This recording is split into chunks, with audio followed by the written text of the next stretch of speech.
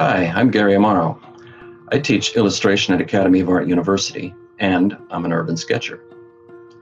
Today, I'm going to take you guys on a walkthrough of a sketchbook that I use when I'm teaching my summer location drawing class in San Francisco. And I'm going to share with you some of my thinking about location drawing.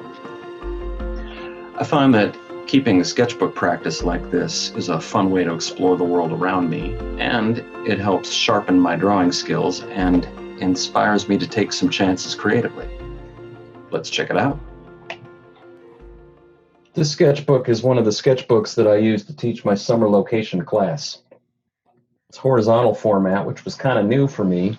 In the past, I've been using smaller vertical books, so this became my panoramic book, in which I was going to stretch out. Here's my warm-up. That's a train in old Sacramento. And I got a little bit sunburned working on this sketch. That's evening light coming, hitting the train and hitting my back as I'm drawing. I was wearing a sun hat and I had a bandana, but I could have put on some more sunscreen. So you guys out there, when you're out location drawing, you're out in the elements and you got to prepare.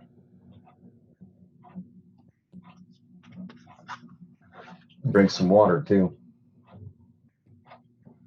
This is Union Square.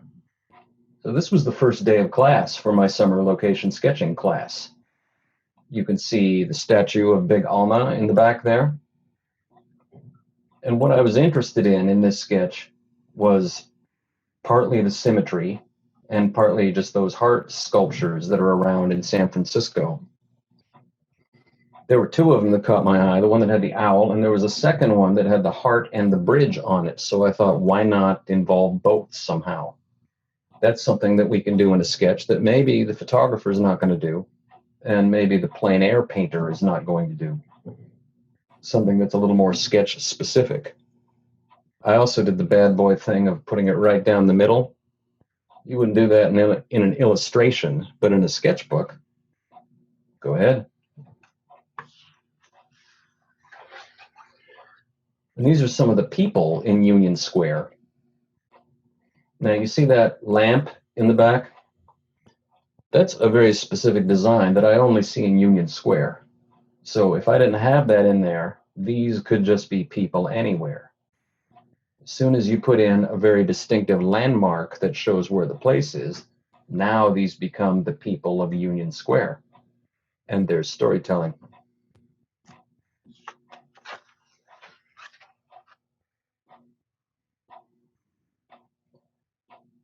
This is Yerba Buena Gardens. It's a beautiful little park downtown on Mission Street. That's St. Patrick's Church across the street from it. Sometimes when I come to a location, I don't know what I want to draw, so I have to walk around and see what catches my eye. What caught my eye on this day was that flock of birds flying around the street. They kept swirling around and they kept coming back, so I thought, I want to sit down and I want to capture this because that's of this moment. So I got that view looking down the street and I got the birds and the crane, and that gave me a start for this composition. Now this rest of this composition is what I call an observation collage.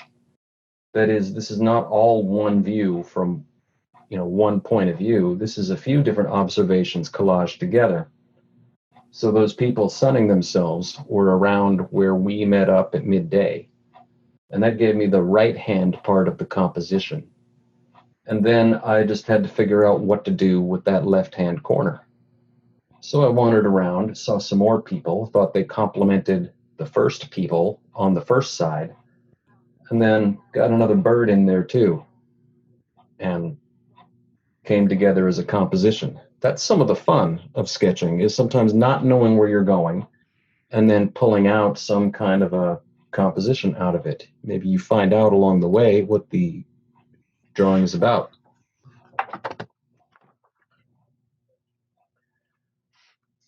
Here are some sketches along Embarcadero. It's a guy from a news crew doing some shooting. View along the piers.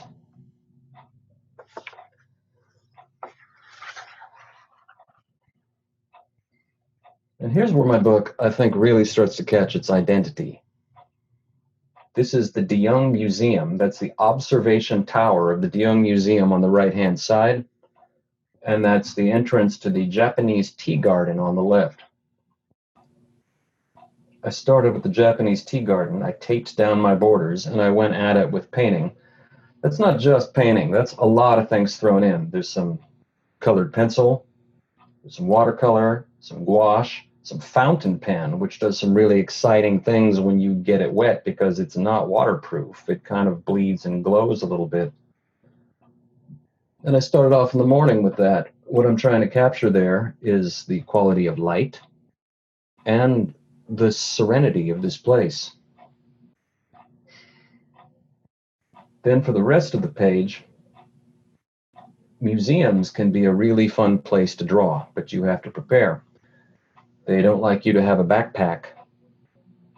You have to, if you do, you have to hold it down. So you should bring an over-the-shoulder bag to carry your stuff.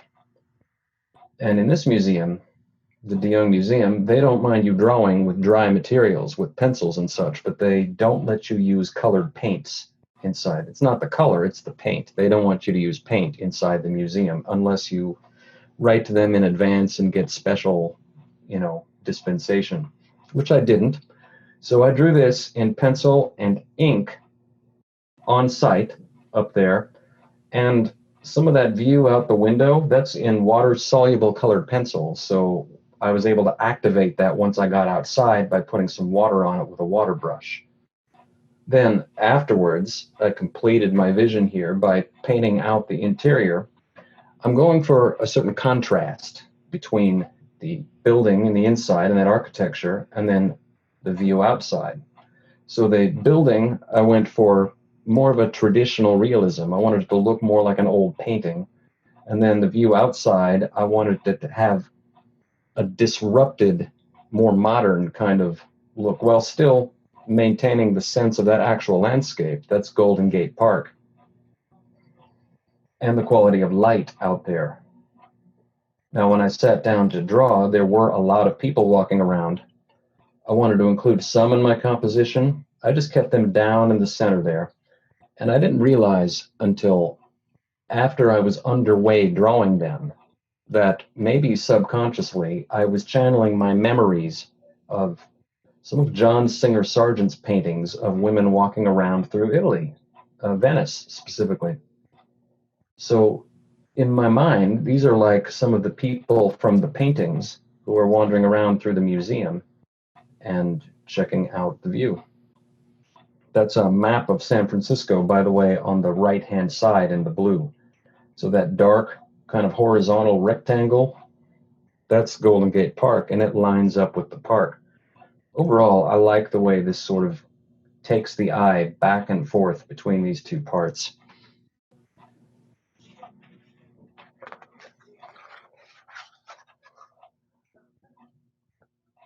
This is the Filbert Steps. This is a wooden staircase that goes up and up the hill from the bay towards Coit Tower. It's got gardens planted on either side of it. It's really beautiful. I wanted to capture something of that vertical climb and see, could I do that in a horizontal medium or format? So I'm playing with perspective here.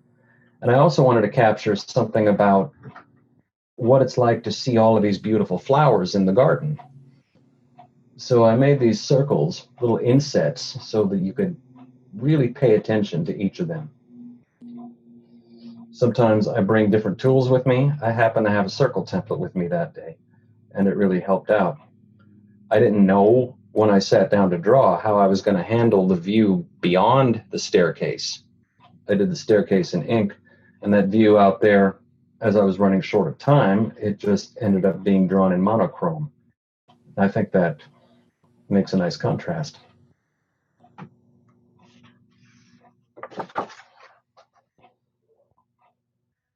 This is Hyde Street Pier. I love drawing the old ships. Here I'm focusing on that one rowboat that they have in the sand. And what I liked about the rowboat was the angles of it. I like the history of it too. Speaking of history, that whole view, you look back, there's a lot of ships and you can see the pier, but there's nothing in this view that's necessarily any newer than 1915. So when I draw this one angle, that could be like maybe I'm drawing it 100 years ago. You get a little sense of time travel.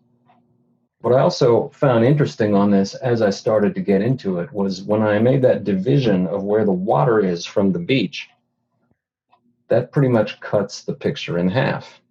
So now, is this a pier with a foreground element, or is this a rowboat with a background element?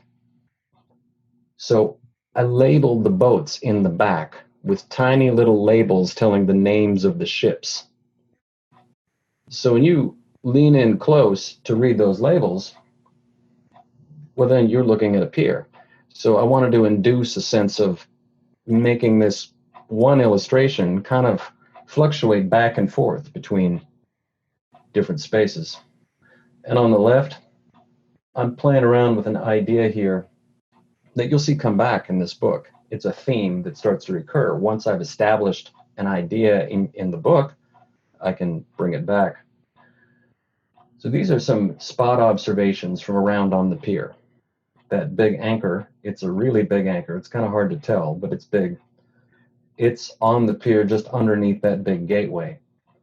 And the dial, that's a ship's telegraph. That comes from Eureka, the steamship that's just behind the gateway in the illustration. And then that banner, I don't know if you can read it, but I wanted another kind of element to give some motion to that. So that's got some lyrics on it from a song by a band called the Barbary Ghosts, which is a band that I have seen performing on Hyde Street Pier. They do sea shanties.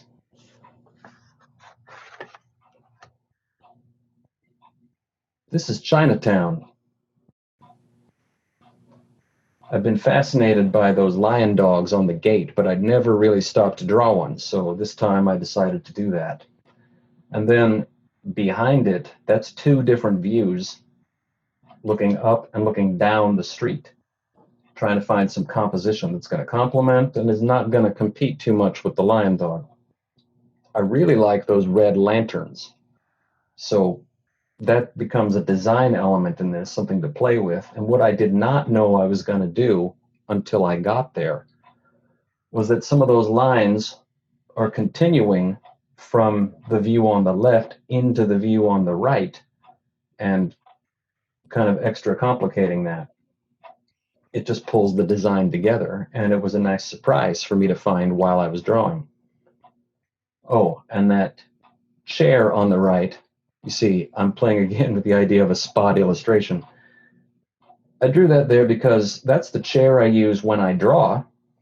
It's nice to have something to sit on that's not the sidewalk, especially in a city. But I thought I lost that chair in Chinatown. I couldn't find it for a while. Turns out I had left it in my director's office, and I got it back a couple of days later. So when I was thinking, what am I going to draw on this facing page that'll be fun and won't compete too much with the Chinatown image, there's my chair.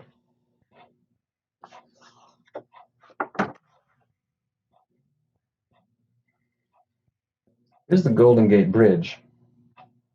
I like the perspective, and I like the way it was disappearing into the fog. I wanted to see if I could capture that. It's really cold here. So if when I was drawing a train, I was getting sunburned here, we're all bundled up. That's a couple of my students on the right there, and you can see they're kind of bundled up against the cold. That building underneath the bridge, that's an old fort from the Civil War era. That's Fort Point. And I like this mashup of times, it's an 1860s fort going underneath a 1930s bridge. And it looks like some kind of a time travel accident.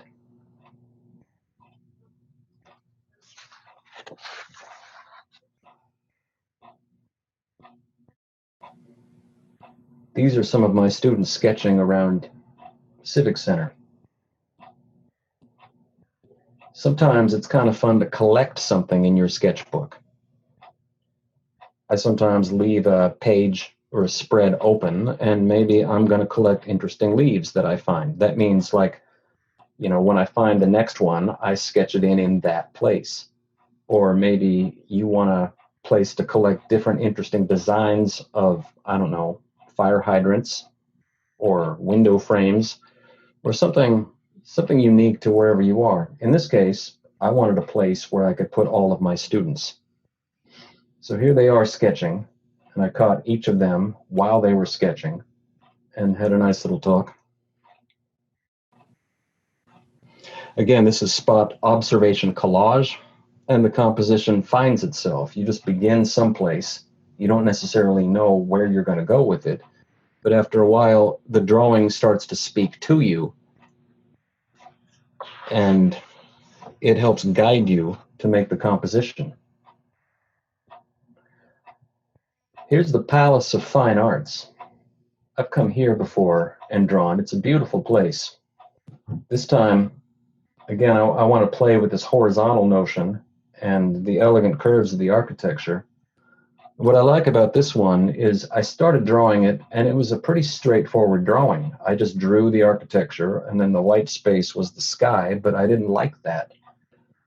It didn't really come alive for me until I disrupted the drawing a little bit and brought some of that sky into the architecture and brought some of the architecture into the sky. Sometimes you have to push something back, or maybe wipe out or destroy, paint over a little bit of something that you've already made because it's calling too much attention to itself. So it took a bit of pushing and pulling, and it got really exciting because now I'm not just trying to draw what I see, I'm trying to turn this into something that holds interest for me and comes together as a composition and kind of represents the feeling that I get being there.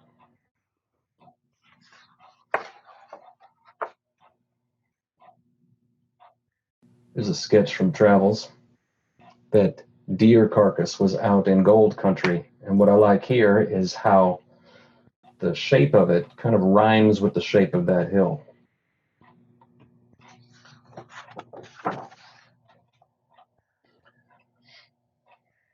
This is the Legion of Honor Museum. Now, once again, this is owned by the same people who own the Dion Museum, so you can't do painting inside of it. You can do a drawing, and then you can come back and do the painting later. I might color up that one on the right at some point. On the left is some Egyptian mummies. And because I find such a stately formality in Egyptian art, I decided to go very symmetrical with this. And then on the right, that was an exhibition they had of pre-Raphaelite paintings. And of course, again, there were a lot of people checking out the artwork, so I turned them into people appropriate from the time, including some people from some of the other paintings. So there's a couple of girls in there who are from John Everett Millay painting. You can just see the back of a guy who may be William Holman Hunt, one of the pre-Raph painters. And Jane Morris, one of the pre-Raphaelite models, seems to be checking out one of the paintings. That woman in the foreground turns out to be a ghost because I wanted to see through her to see the cane that the other guy that I just totally made up has, checking out that other painting.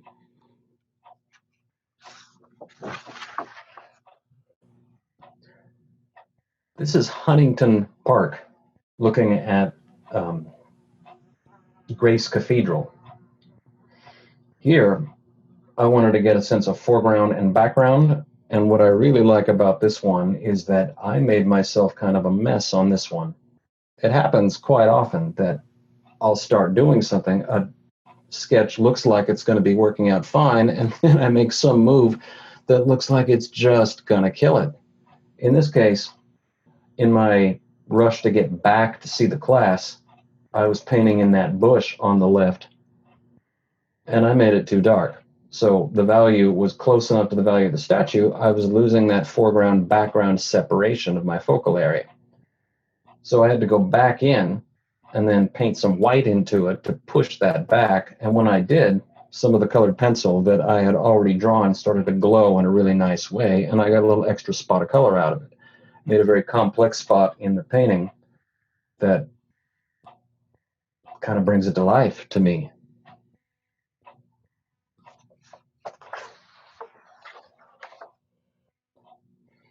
Here's some statues from the DeYoung and a statue of a ball player from the Giants ballpark. It's AT&T Park. So here we are at AT&T Park. This is the 3rd Street Bridge, the Lefty O'Doul Bridge, and that's that same statue from the previous page. That's Juan Marichal. Now what I did on this one is I experimented with a prepared ground. So what I did is the night before I went out sketching, I drew all those orange lines.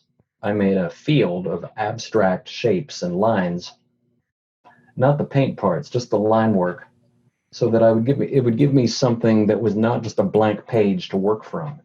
So when I got there, I sized up the bridge and I made a composition that sort of worked with those lines, and I like how that came out because now the negative spaces in that bridge kind of interact, they resonate with the shapes in the background, and it activates the sky, and it got me out of drawing all of those buildings that are around there. I didn't really want to do that. I wanted to call attention to the bridge.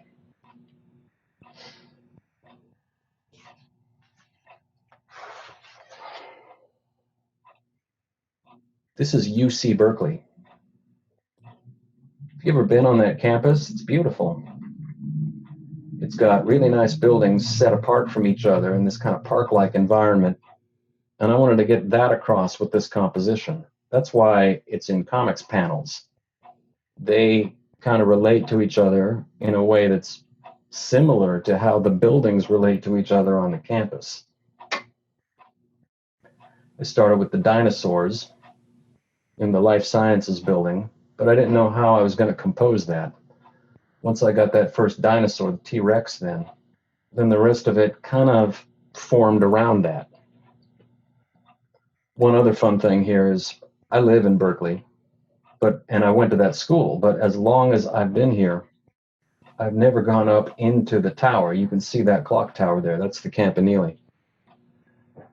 So I took the tour. I went up into the clock tower, and that's the view from the top of the tower, looking out at the hills, and those are the bells that are up there. So that was fun. It was nice to see something new in my own hometown that I've never seen before, and to sketch it. That bowl down there, that's from the Anthropology Museum. I left that whole bottom quarter of the page there to fill in with something, whatever it was that I found in the Anthropology Museum. But when I got there and I found that what I really liked was that bowl and that prayer stick, it didn't need all that space. So by surprise, I get that extra little bit of negative space, and I like what that does.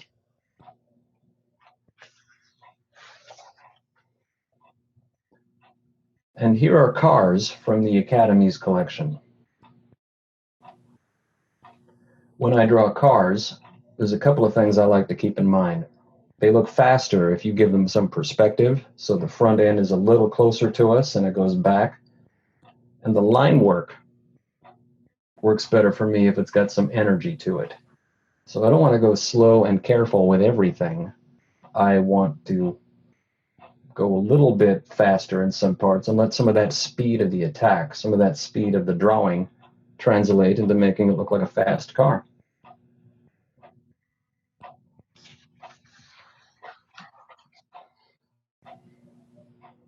And that was class. These are some drawings I did later. This is inside of AT&T Park. I went here with my buddy and saw a game from his season tickets. That's the view. And actually it went into extra innings. So when the game was supposed to be over, the birds know when the game is supposed to be over, and they come out at the end of the ninth. So that whole cloud of birds there, when I started drawing, I had no idea that was going to be in the drawing. So I got a nice surprise in my composition as the game went on.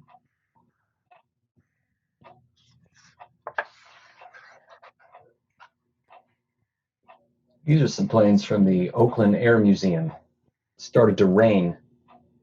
So I had to stop drawing on these. I was going to put in a background, but the just slashes of rain in here, I think, are enough of a second idea to make this interesting.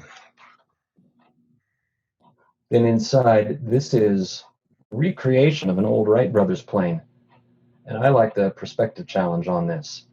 I wanted to see if I could get the complexity of it and still some energy of the attack. Some good handwriting of my own drawing.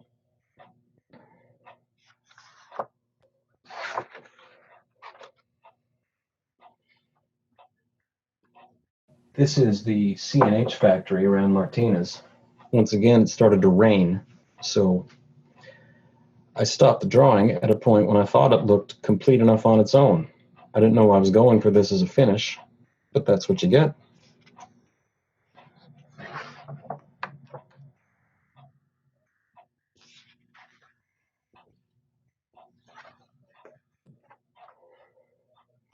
These are more Rodin statues. This is at Stanford University. So I drew them, and that's about as far as I wanted to carry it. And then that tiny little square, I just wanted to see, turn around and see another view of the location where we were. Fills out the composition, but it also helps with the storytelling.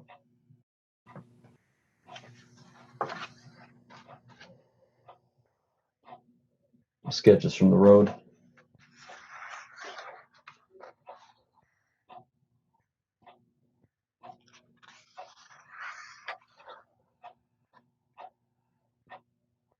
This is Angel Island.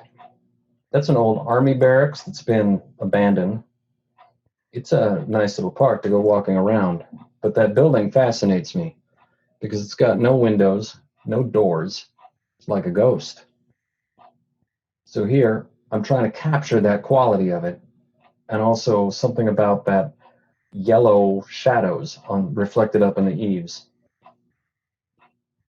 And then there's another spot illustration on the facing page. That's a Civil War hat that I have. It's a kepi.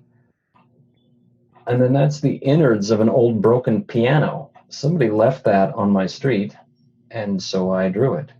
I thought the idea of like an old piano goes with that.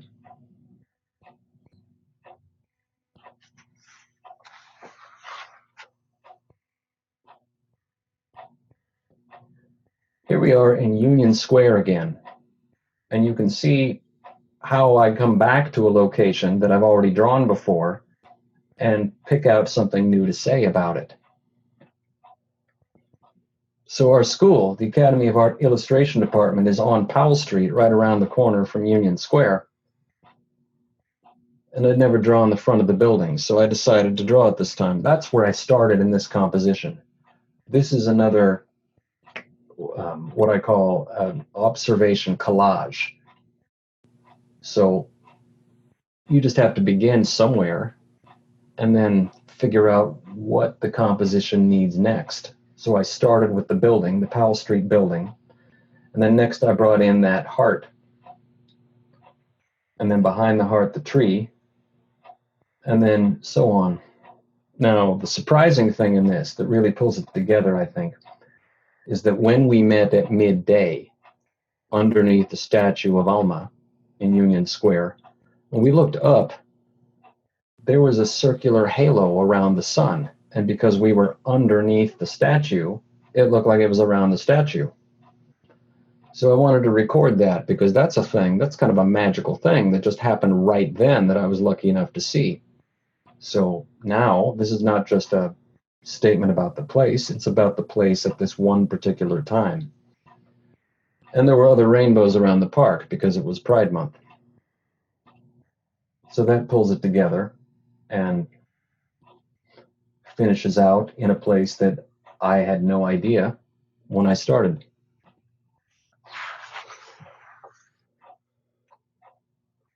There's Yerba Buena Gardens again. Going for something of a Japanese look.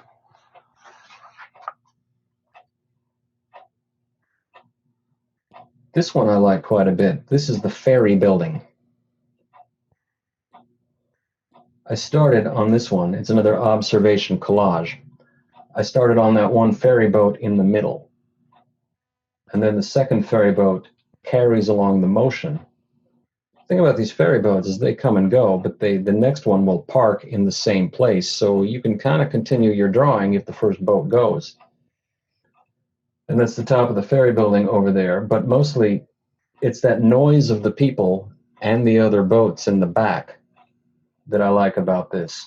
So I'm experimenting here with building kind of a visual noise that you can pull information out of. I liken it to music. It's like a kind of noise pop music where there's maybe a few lines of guitars or some kind of like a haze of noise that you can pick out little bits of melody. So if you look in there and you see that one boat in the back, you notice that, then you're not noticing the people there. But then when you notice the people, the boat fades back. And so I'm playing with just how much complexity and how much order I can put in this so that you can pick out little bits of information and then let them recede back into the noise. And I like the way this goes. I think it moves.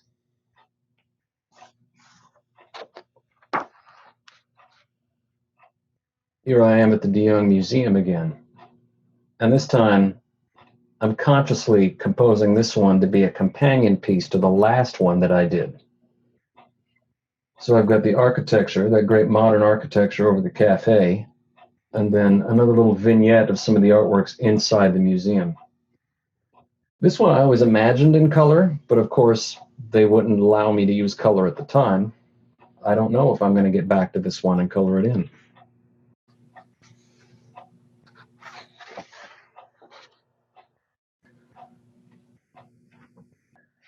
This is the Filbert Steps again. And the last time I drew the Filbert Steps, I tried to use the horizontal format to give the sense of the vertical climb. This time I've turned the book and I'm going the other way with it. I'm also trying something else. I'm collaging in little drawings that I did of the different plants in the gardens, which I drew on tracing paper. So they're on some vellum, and then I stuck them back down with glue stick to try to give this sense of a layering. And that's actually two main observations. The one page is halfway up the stairs, and the other one is quite a bit higher, looking past that palm tree to see Coit Tower itself. But I jammed them together to create a sense of like this one big hill. I hope it works out. That cat kept me company as I drew. I think he kind of makes the composition.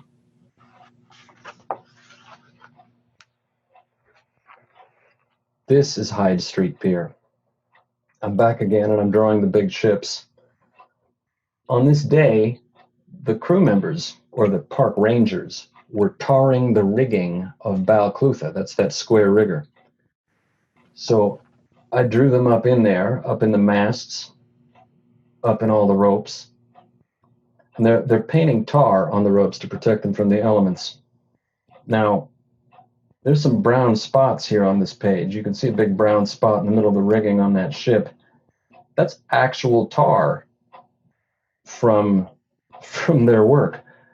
Somehow it got onto my tools, it got onto my ruler, or it got onto my pens, and got onto my hands and into the book. I kind of like that. That's very specific to place. So I painted over that a little bit, and I kept some of it.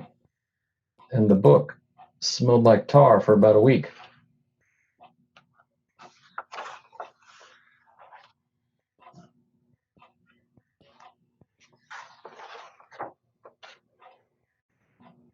At the bridge again, it's cold.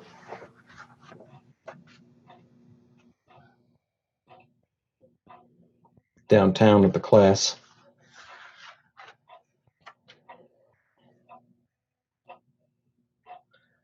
And here we are again with the Palace of Fine Arts. Last time I did the colonnade. This time I wanted to draw the dome. And what I like here is the contrast between the architecture and the trees. That stillness against something a little more organic, a little more expressive in the trees.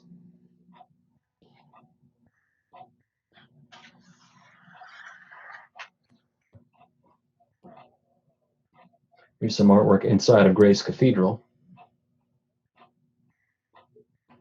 Try to capture the presence of that.